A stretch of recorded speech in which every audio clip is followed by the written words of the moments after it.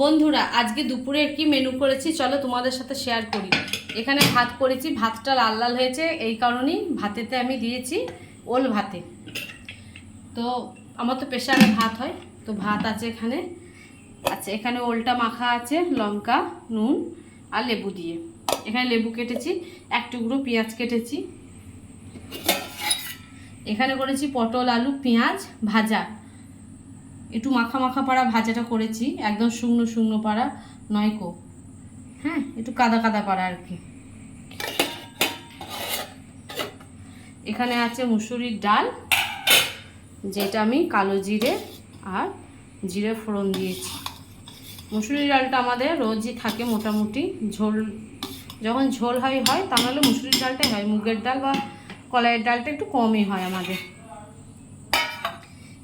আর এখানে করেছি ডিমের কারি, ধনে পাতা ছড়িয়ে ডিমের কারি করেছি। ডিমের কারিটা দেখতে কতটা সুন্দর হয়েছে, খেতেও নিশ্চয়ই ভালো হবে। আর এখানে এক পিস বাটা মাছের ঝোল আছে, যেটা গতকালের। তো আজকে দুপুরে এই রান্না বান্না করেছি।